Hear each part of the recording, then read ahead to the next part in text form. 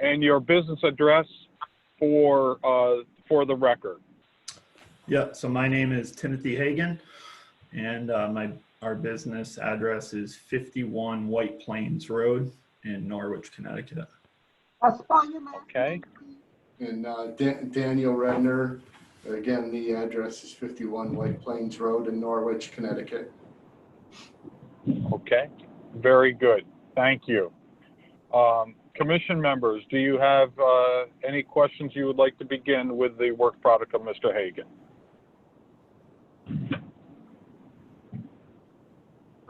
Jerry, I did review all the appraisals, and Okay. for the most part, they're very well written. I have two issues on them. Highest and best use has not been addressed appropriately. You know, it's just, this is the highest and best use of the property. That's it, the one-liner, not the extended thing that we've been doing for a few years now, where you explain how the highest and best use of the property relates to the four powers that you're looking at. So it was just the one-liner that we put in like for 20-something years in the past, but now we've been asked to enlarge on that and explain the highest and best use and how it actually relates to the property. And so that's missing in all the reports he sent up. One report that he sent up was a land report, which was great because it did show me that they actually understand how to develop a land value and that type of thing. But every other report, including when the cost approach was developed, had no site sales listed, nothing. It just said, see addendum. There's the standard addendum that's used repeatedly throughout the report. This last report, I'm still trying to find that site addendum in the multi. But there was absolutely no development of how they came about the land value. There were no, you know, well, you're not familiar with the residential reports, but above the cost approach, it actually asks you to list properties that you considered in your valuation. It's a requirement of Fannie and Freddie. So there's, you know, since it's a requirement of Fannie and Freddie, it needs to be put in there unless you're not dealing with anybody, I guess, but I don't know why anyone who would be valuing property would not consider having the land value, but that section is just blank. And it followed through to every residential report and the single family condo, well, condo doesn't get included, and the multifamily report. So there's a very lengthy explanation of all the reasons why they didn't have to develop this, but the land value needs to be developed, and there's nothing in this report. The reports were really good. I'm telling you that, they were good. But I have no clue that you can handle developing a land value at all. I'm not convinced that you could figure out what a piece of land was worth, not just based on that one appraisal that you had, that, you know, the land appraisal that you did, just on that one there alone. What was the reasoning behind not having the correct version of highest and best use, which has been taught for more than 2 years now, and you know, and not including any land sales at all in your appraisals, especially when you're doing the cost approach. That's part of the cost approach is the land sales. Okay. Mr. Hagan, would you like to try to respond to that? Sure. I understand I can probably do a better job of explanation on that. But what I do is I review land sales over the last 24 months with each property that I'm looking at in that market. I usually select a few that are the most similar, and that's how I come up with it. I don't put, usually it's in my work files, I have which ones that I gave most weight to, but I usually don't do much explanation. I've never been asked really for revisions on any of that. The addendum does reference a number of land sales that were in the market. You know, it's under the cost approach. And, you know, we reference, you know, kind of the sampling of sales in the market. So there is reference to it, but we don't actually put land sales in the report. And I'll be honest, I haven't instructed him to do that on residential properties. So If you read the form, anyone, the multi-form or the single family form, they ask in that section above the cost approach, they ask you to list land sales that you've considered. It's Okay. stated right there. So it is from Fannie and Freddie, it's a requirement. I'm on USPAP, the side of USPAP just says that if it's necessary to develop your value, then you have to include it. But if you're using the cost approach and you're not defining and giving the reader land sales that they can look at and determine that how you came about valuing the land, because you do put a value for land in the cost approach, Yeah. but I have no idea where you got it. It's like, Okay. you know, so that you really need to be able to develop that and to show us that you really understand that. I know that your territory, I mean, my company covers the whole state, so I know that your territory is not always the easiest place to find land sales. There aren't that many of them in some cases, but you have to do something to defend how you came up with whatever you're putting down on that cost approach for land value. It, you know, and I read your You will reach your destination in 300 yards. Your destination. Sorry, keep going. My apologies, folks. Hang in there, we're almost there. Really? Poor Jer. Anyway, so I mean, and that was the thing. And the other thing is that on highest and best use, it's been required for a while that when you're explaining highest and best use, you don't just make that one statement that we've had for so long. You have to say it's why it's financially feasible, why all the characteristics of highest and best use are met for this property. So it's a little paragraph as opposed to a one sentence. But otherwise, I thought your reports were very detailed. They really were very good, but these two things are going to hold me back because I need to see that you actually understand that and can develop it. Okay. Okay? Yep. Any other questions or comments from any other commission members? Well, I guess I could ask a question, and I have to apologize because I've been away, so I have not had a chance to look at these. I've been looking while you were talking, but I'm looking at 201 Old Colchester Road. My question is, your comp 3 age is considerably less than the subject, and you make no adjustment for it. So that'd be my first question for you. You think that somebody would, in the market is going to consider a 70-year-old home and a 25-year-old home the same? Just looking at it right now. So the reason that was utilized is because it was overall the subject of that property was 70 years old, but it had an effective age of like 10. It was very well updated. The exterior was updated like almost completely within the last 2 years. So I viewed them pretty similar overall. Well, the condition, unless it was totally renovated, somebody's going to definitely think when they're buying a home that an older home is going to have more problems eventually. And did you do some kind of compared sales to see that this doesn't affect this market? I just can't imagine it doesn't. Yeah, it's tough in the Quaker Hill market because the ages are significantly older. Like a lot of the homes are 50 to 70 years old, but a lot of them are significantly updated. So if we put in age adjustments, sometimes it throws it off quite a bit. So like on comp 3, what I did was I adjusted basically for newer overall condition under condition. It had superior bathrooms as well. So if I had done both of that, like an age adjustment wouldn't have it was a little bit different level if I just had an age adjustment in there. And does that tell me that in your addendum somewhere? I put in a summary of the sales comparison approach that comparable 3 was adjusted for newer overall condition and superior bathrooms. And then Yeah, well, that doesn't really tell me, that doesn't really address the age.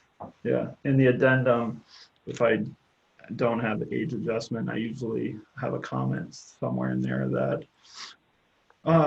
based on the condition of the subject and the comparables utilized, it was deemed more appropriate to use condition adjustments rather than age adjustments. Maybe that's why it also sold for $40,000 more.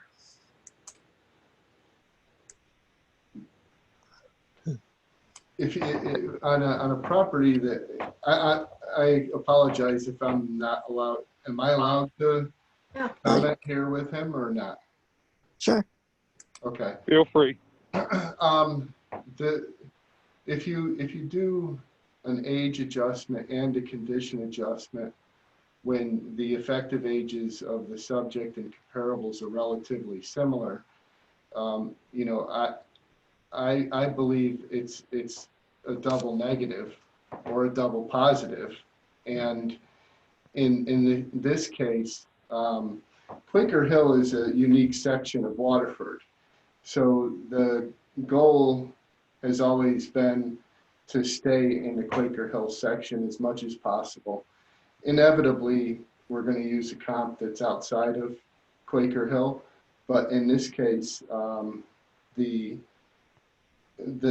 comparable with the level of renovation and remodeling, its effective age is similar to the subject. And in that market, the unique properties, you know, override the age and condition is the overriding factor. And there's no, it would be a double negative or double positive. I realize that you could be showing that, but I do believe that there's definitely, when you get a large years difference, it's going to have an impact on the market. People are going to look at homes based off of their age.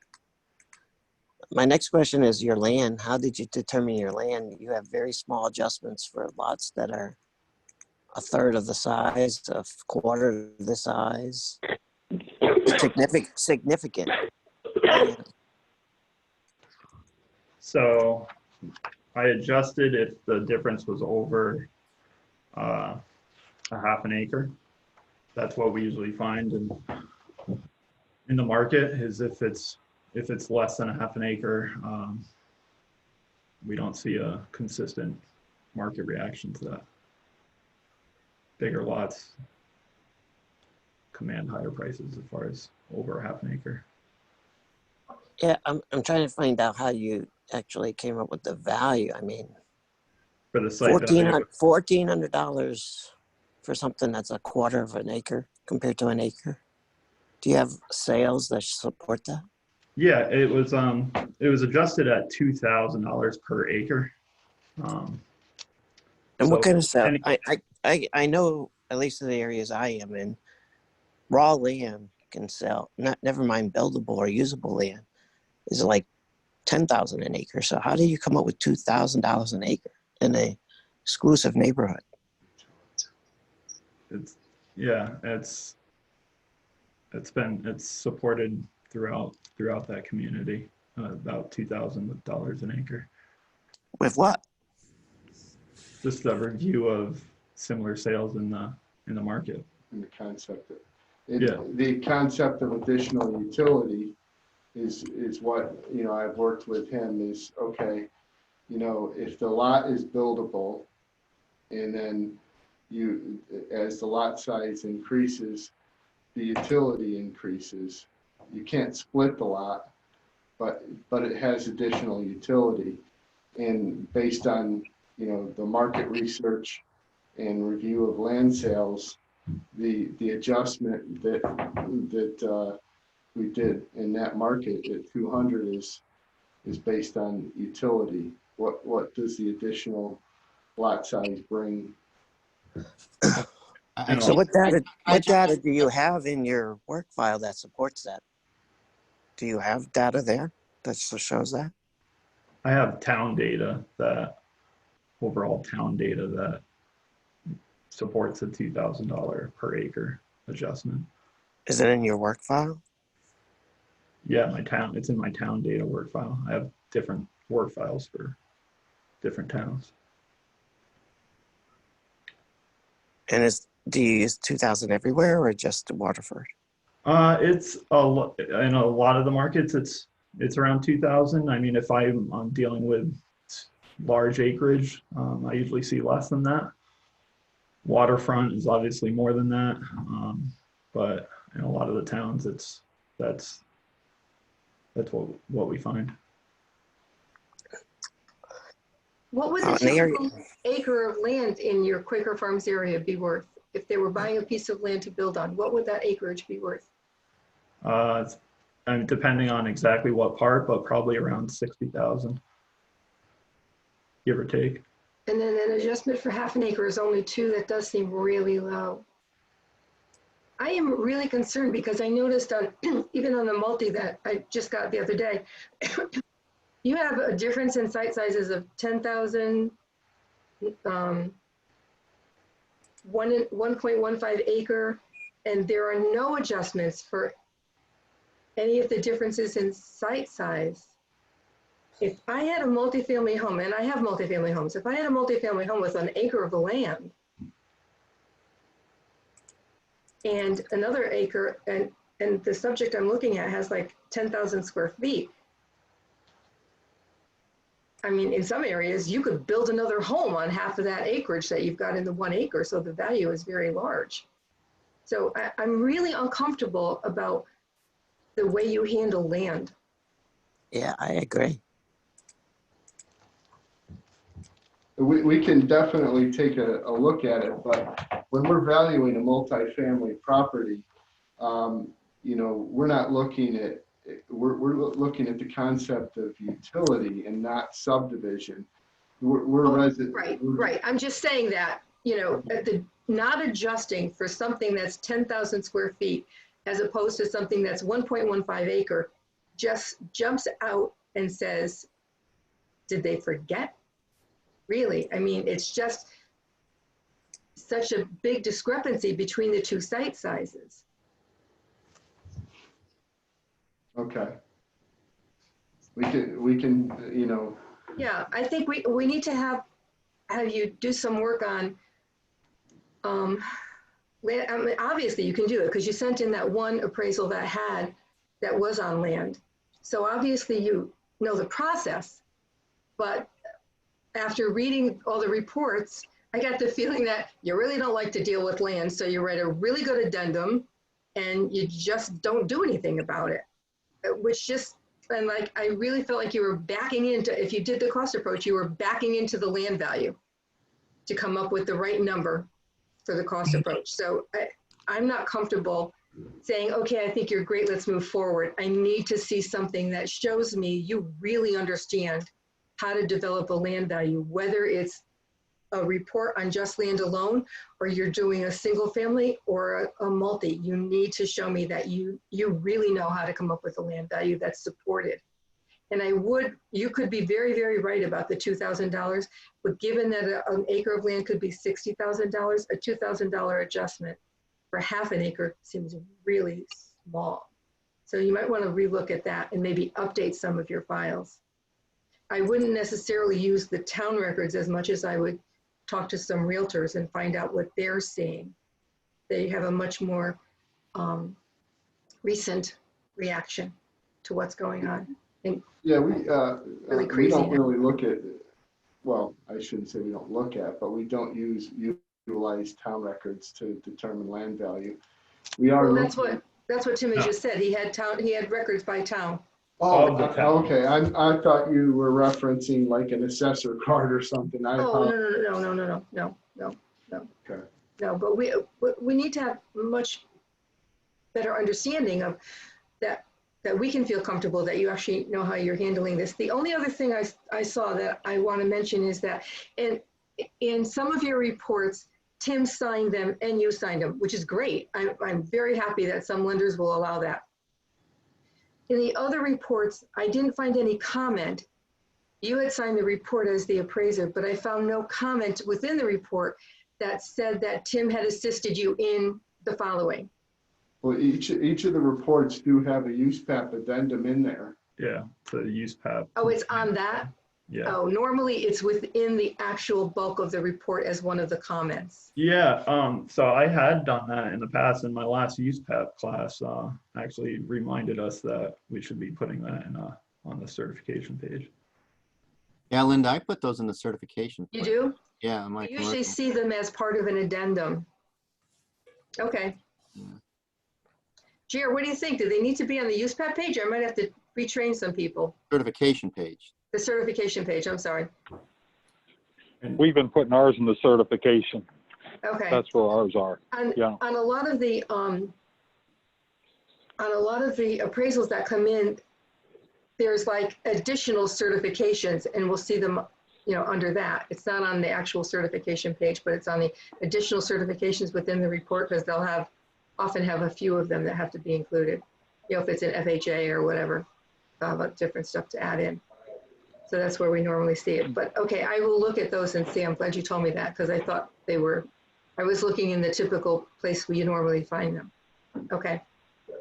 Can I just jump in for a second? Tim, I think Please.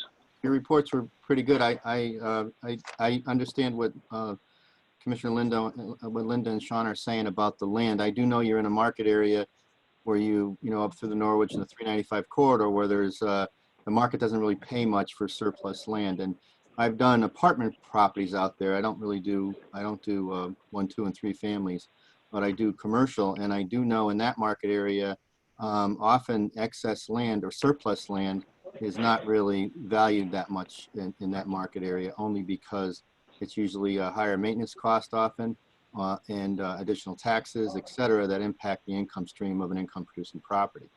But I do understand what Linda was saying between the disparity between, that's the right word, between 2,000 and 60,000. And you made a comment when you were talking, which led me to wonder if you understood the difference between surplus land and excess land, and understanding how to value those two separately. And I think that's what Linda was trying to get to, is often when we're appraising a property, we need to identify if, you know, if there's a difference in lot value. If it's excess land, obviously it can be sold off and subdivided. I'm hoping you know this by now. Yeah. Your supervisor does. And if it's surplus land, it's just additional land. And I do recognize you're in a market area that has a lot of excess surplus land in different size lots, and the market always doesn't recognize that. But I do think what Linda and Sean are saying is, you know, you got to be distinctive from property to property. When we're valuing different properties, someone's talking, but we're valuing different properties. We just can't be generic and say boom, boom, boom, boom, boom. I know you're trying to get these things out the door, et cetera. And I also want to point out the record keeping rule of USPAP. You mentioned that you have a community file. And I know in the old days, this was very common. We would have a community file that would have a lot of support for different adjustments, and we'd leave them in there. But now we actually have to have something in our own file that references that file. Okay, so that if anybody picks that up, as we are doing right now, you know, we're not saying, oh, there's another file. No, it has to have something in your file identifying that you relying on this other file. For instance, if we use a publication or something like that, we can reference that publication. We don't have to copy that publication and put it in the report. Same thing with you. If you have market extracted data for each community that you rely on, whether it be a half bath or whatever, just make sure you have something in your file that actually identifies where that is and where it's stored. Okay. I think that's enough out of me. Norris, would you like to make any comments or questions?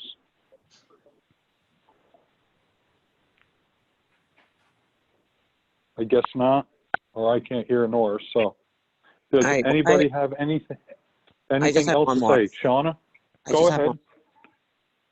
Q3, looking at these houses, where do you get Q3? These are the standard type of homes that are built I just don't see it. These are very small homes. I'm still on the same report. Regular Cape Cod, nothing special. They're not 9-foot ceilings. Yeah. They're just Some- regular old houses. These should all Yeah. be Q4s, not Q3s. I mean, I guess if they're calling all the same, at the end of the day, it's going to be all Right. right. But I do have an issue that maybe you don't understand, that Q3 means it's above. It's Q4 is the norm. Yeah, I think I see what you're saying of, yeah, if they call them all the same at the end of the day, you know what I mean? But so, Well, what scares me is that you're going to have a Q3 and you're going to call these Q4s, I mean Q3s, then you're going to have a Q3. And what are you going to call that? Q2? I don't know. Yeah. I adjust sometimes within the same quality rating, if necessary. Yeah, I'm not sure if you understand what that is. It's kind of, some of the homes that you're looking at are kind of like borderline type of properties. You know, and based on my interpretation, you know, this is what I've taught them. That, you know, a home like this, it's got, you know, it's a good quality construction. You know, some of them may be dated, but that's condition. You know, I'm not talking, I certainly understand condition. I'm looking at the quality of the stuff. A regular old ranch or a regular old Cape is just a Q4 all day long unless there's something special about it. well, we can definitely take a look at the quality ratings and see if we need to make a change there. But that's kind of been our standard practice. We'll take a look at it though. Thank you. Okay, thank you. Are there any other questions from the commissioners? Okay, hearing none, is there any motion that would like to be placed on the table by the commissioners? Well, I'll make a motion to get 2 more samples and come back in 3 months. At this time, I think he's still not ready. I like to revisit the land and some of his adjustments and his highest and best use. Okay, a motion is on the table. Can I hear a second? I'll second it. Second by Norris. Okay, any other comments? Hearing none. Is the, We'll wait a do minute, a vote. Jerry, is the Oh, I'm motion, sorry. is the motion, did I say for 2 months, to come back in 2 months? Can you have 3 it? months. I had 3. 3 months. 2 samples, 3 months. Does he have the option to come back next month if he wants?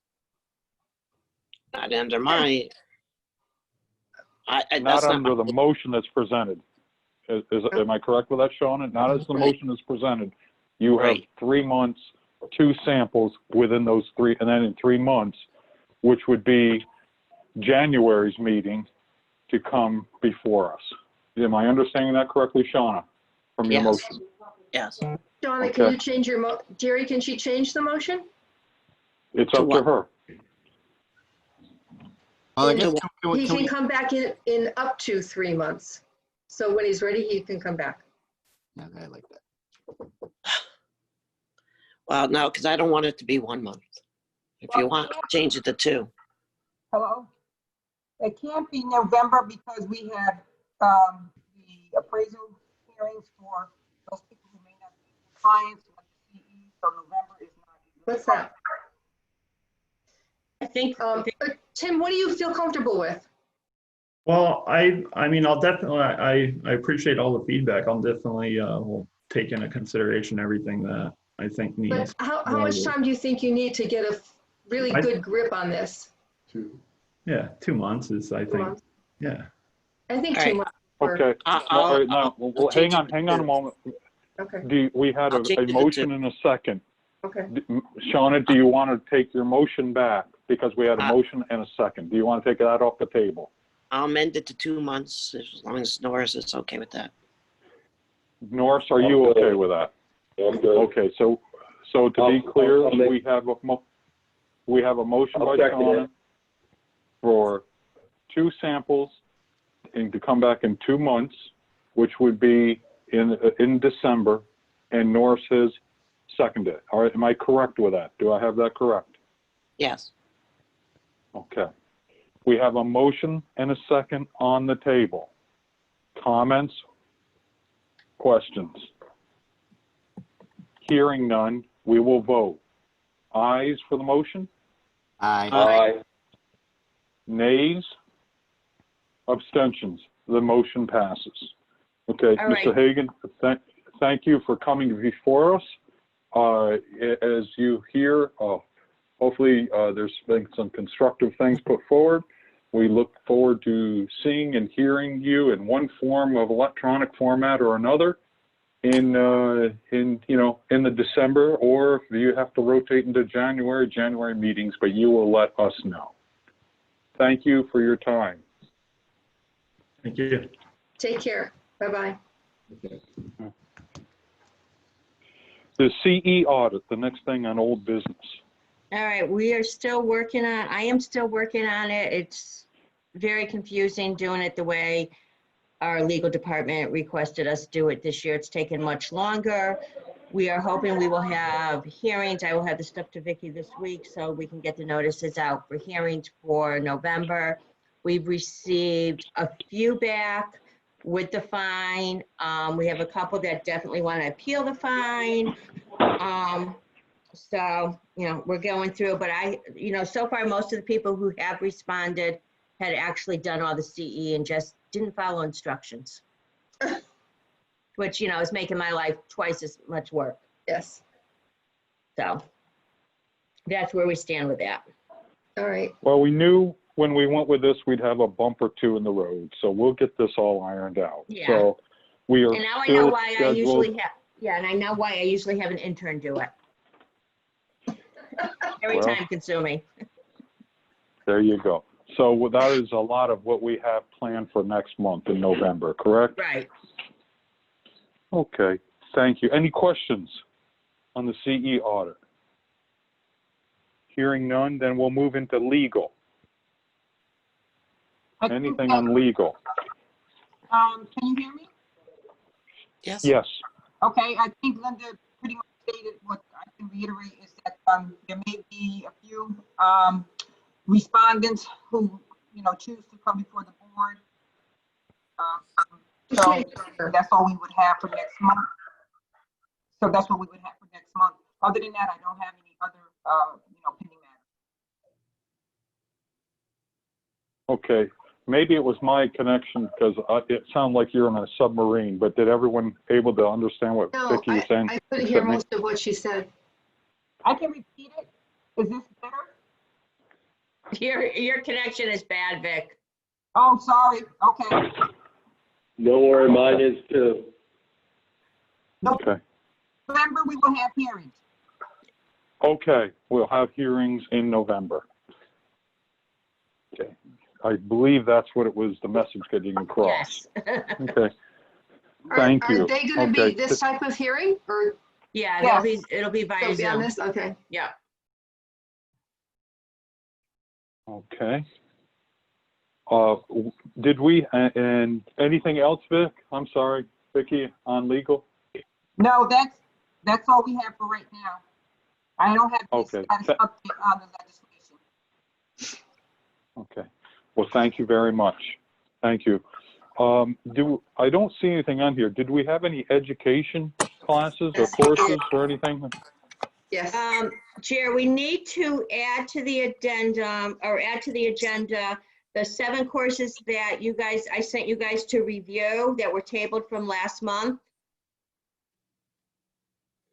Okay. Can I get a motion to add those to, a motion and a second to add those to the agenda?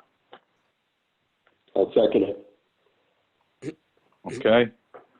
Ayes? Aye. Ayes? Aye. Nays? Abstention? Okay, they're on the agenda. Go ahead, Linda. All right, the first one was AAL 658, avoiding disciplinary action for residential appraisers. Linda, you reviewed it? Yeah. Here, what was the number again? 6 what? 658, 658? yeah, 4 hours. Okay. Right now, I see it. What I'm seeing on all the courses, and I think we need to get tougher on this, is some of these are just PowerPoints that are coming in. So if they don't have, they're supposed to have the PowerPoint, a timeline, a copy of the ad. No, they don't have to do the ad. They don't have to do that anymore? No, they just send like their No. generic advertising when they apply as a school. We eliminated that. But Okay. in the timeline, it may be that I forgot to send it to you. Oh, okay. Because some of them I just said, no timeline. What am I supposed to do? Count out the minutes? I mean, Yeah, that may have been on me. okay. So we need the timeline to understand it. And I think we should also know who the instructors are. Yeah, see that, we don't require them to give us the instructor because we don't approve instructors. So Only it's not USPAP something that's, what? And then you I only think- approve USPAP instructors then. The That's only correct. instructor is USPAP because they have to be Right. approved. Okay. And then Yep. we have the resumes for those teaching the CE law course. Those are the only ones that we require them to submit who's actually teaching it, Wow. So we can have an idiot up there, huh? unfortunately. Well, Well, we that would still explain a ask- lot.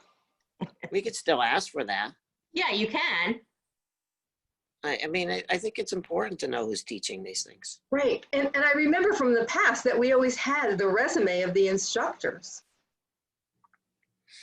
I mean, you want to know that they've had at least some teaching experience.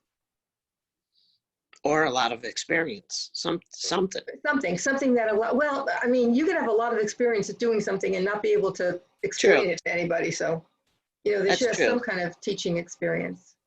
That's true, but obviously somebody has to teach for the very first time sometime, so. Right. But I mean, actually, if anybody's been a supervisory or appraiser, they've pretty much accomplished the, figuring out how to teach somebody something. So, but I think You we hope. should have something in there so that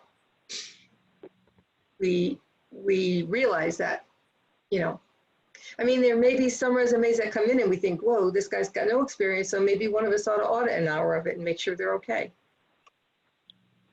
I That's agree. a- I think we definitely Now- should have their And I resume. wouldn't be suggesting that to say, okay, we're going to take him off the list. I'd be doing that to say, if there's some problems, we could talk to them and say, hey, this is how you can do it better. Isn't this another issue that we could actually put on the agenda to discuss maybe after the Probably. November meeting? Yeah. We put it on for December or January or something to discuss? Because Probably. I really thought that I we were kind of still, agree with, we I still kind had of, to have an instructor. yeah, I kind of agree with you guys because the one that Linda asked me to review on the cost, the guy's credentials came over. And I'll comment on that when it's my turn. Okay. All right, yeah, we can add that to the agenda for a discussion if we want to revise the requirements for what they need to submit to us. Okay, so Okay, Why don't we so add that I to went through why don't those we add courses. that to the January meeting notes, Yeah, I did. okay? I put it down for January. All right. I Are did there go any through of the these classes that go you ahead. sent, and there wasn't anything that was horrible. There were just components that I thought should be there missing.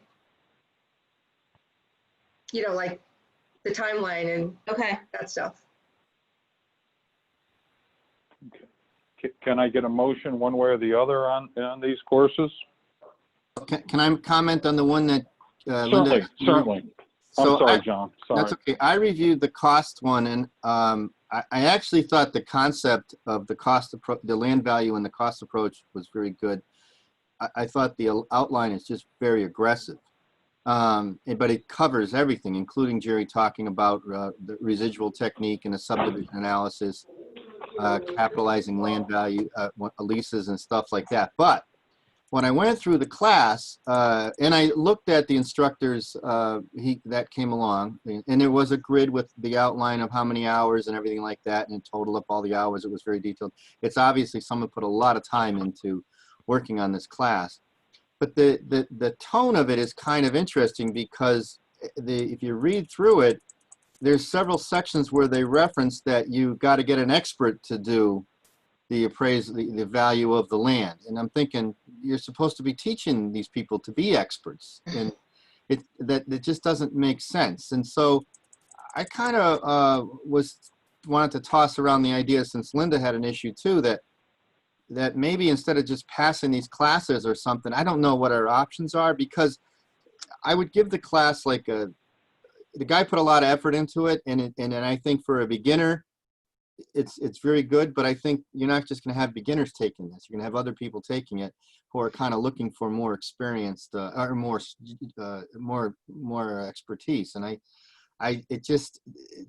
when you read the guy's credentials, I don't know if he actually has the credentials to teach like a subdivision analysis, and their samples of a subdivision analysis are just very simple. And they make some mistakes in the fact that they say if you buy it, for example, they say if you buy a piece of land for $20,000 and you can develop it for $80,000 and sell it for $150,000, then your residual value is $50,000.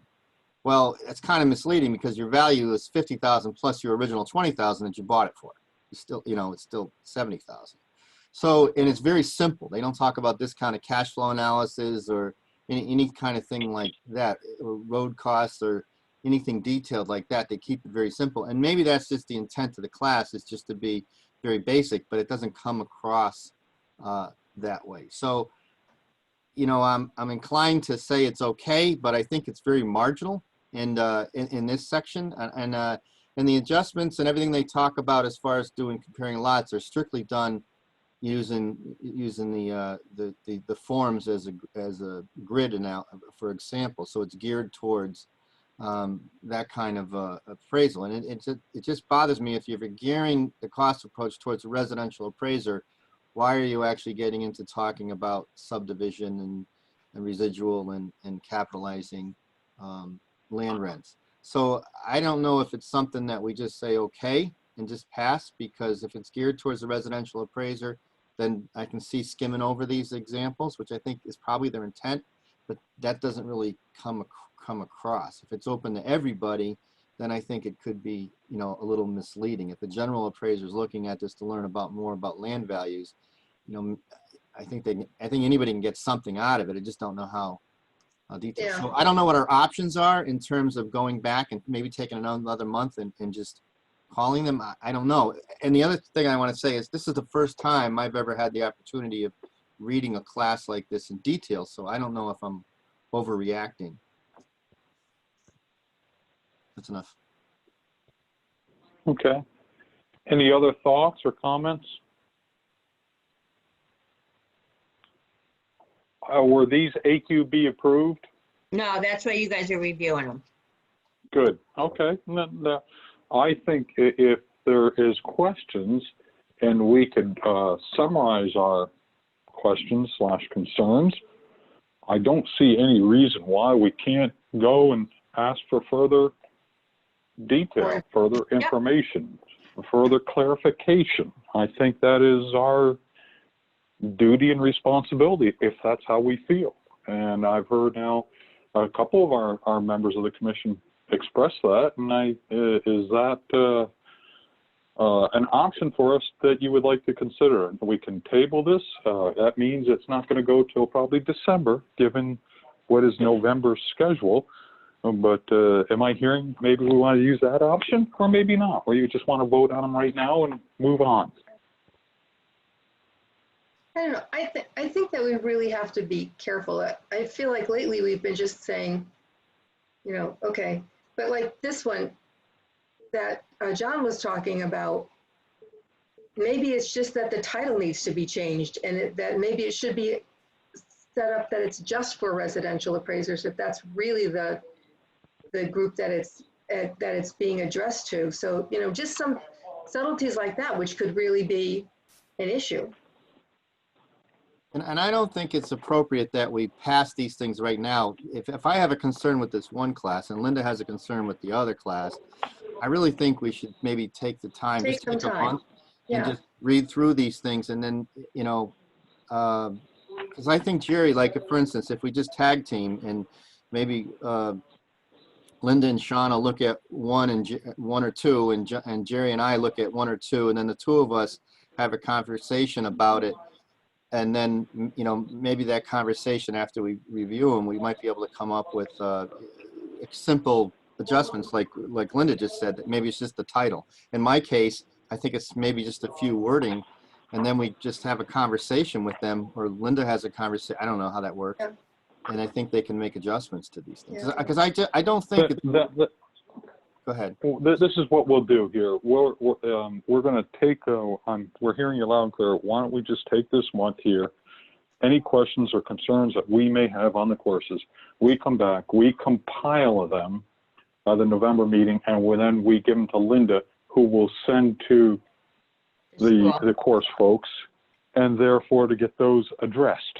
Okay, so then maybe if they have it back to us for the December, we can then address it there.